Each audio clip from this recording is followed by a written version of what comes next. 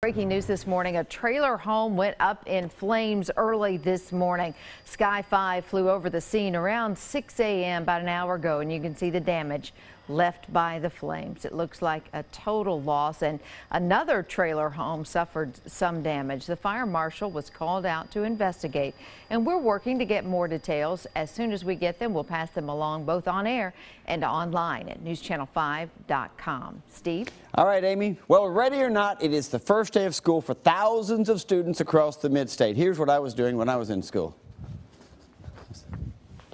Late to class. That's usually my story. There are some things, though, kids do need to know. Number one, don't be late to class. All right, let's check in with News Channel 5's Cuthbert Langley. He is live at Pearl-Cohn High School. Hopefully the kids are not going to be late this morning, right? I hope not, Steve. You're not the best influence this morning, but the kids are still rolling in here. They're excited. I can tell you that much. As soon as the doors open at 7 o'clock, it literally was like the floodgates open. These kids ran inside. They're excited here at Pearl-Cohn High School. It's been a great day so far. It's been pretty crowded here, too. So far, though, we just spoke with some school district officials. They've had no problems yet. No problem with buses, with routes, anything of that sort. So it's definitely a smooth start to the year here.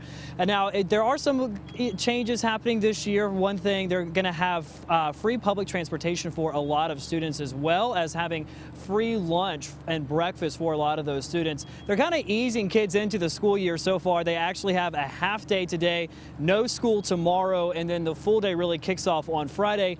And then it's the weekend. So these kids definitely have a great start to the school year. Now, these two big programs, the ones that I was talking about, the high school students who can ride the buses for free and those free meals, the district says they're really excited about what opportunities these new improvements, these new programs can provide for their students.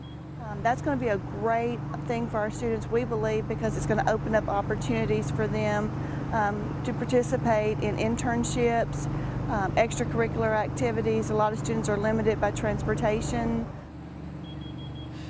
So now one of the other important things to be cautious about, to be worried about, of course, is immunizations. If you have a child who's in pre-K, kindergarten, or 7th grade, those immunizations are required. They're federally mandated, so there's really no way to skirt around that. The Metro Public Health Department will actually be offering immunizations Monday through Friday throughout the day. So you have plenty of time to go out to one of those 3 service centers around the Metro Nashville area. And if you actually have a certain income or a certain insurance, you could qualify to get free immunizations as well. So make sure to grab those. Your child will not be allowed back into school if they have not received those immunizations. And so the school bell is supposed to be ringing here in the next little bit. You can see some folks still rolling in the first day of school. But again, no problems to report this morning. Definitely is an exciting day for so many students, and especially parents like you, Steve. I'm sure when your children go back, you're going to be celebrating as well.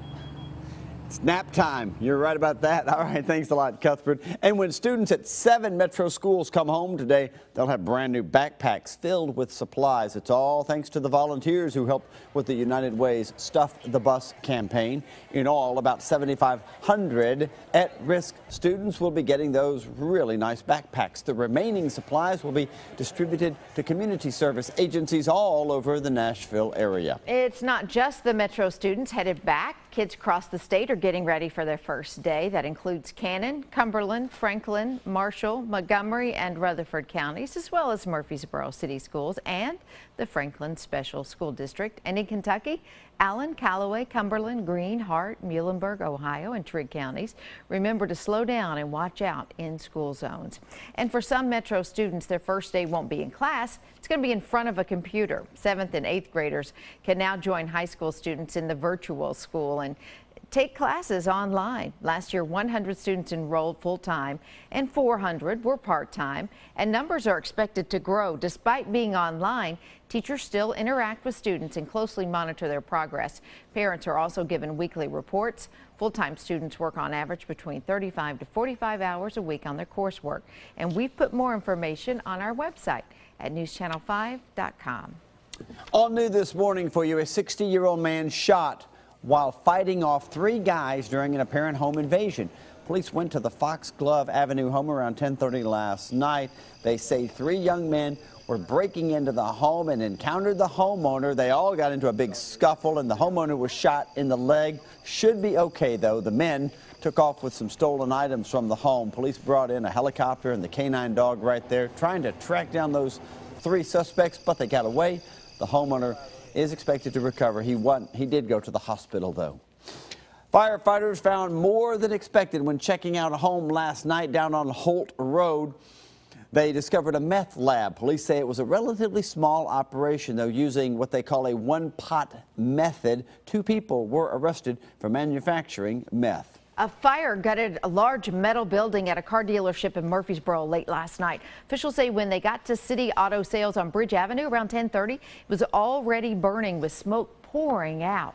Firefighters went in, knocked the fire out. A representative, though, from the business says they used that building to inspect cars before taking them to auction. Fire investigators are still looking into what caused it. City Auto Sales, though, is open for business. Pounds of drugs are off the streets in Christian County. The Kentucky New Era reports law enforcement from several agencies raided a home where they found 1 pound of crystal meth, 1.5 pounds of marijuana, cocaine, cash, and guns. 2 people were arrested, and police expect more as the investigation continues. A business owner over in Jackson and Madison County has been busted for, listen to this, allegedly hiding a video camera in a bathroom at work. A female employee at Henson Auction and Real Estate Company called the sheriff's department after she noticed what looked like a camera hidden in a vent above the women's commode. Deputies say when they arrived, Ricky Henson, pictured right there, was trying to get rid of the camera. He was caught in the act. He's now charged with tampering with evidence and unlawful photography in violation of privacy. Some breaking news we've been following this morning. Tennessee Highway Patrol reporting a truck fire in Coffee County. This just coming in along I-24 West. It's near exit 117. No word of any injuries. And we're told the truck cargo is not hazardous. We are gathering more details and also trying to find out if it's going to affect any of the traffic down that way. As soon as we know more, we'll pass it on to you. Yeah.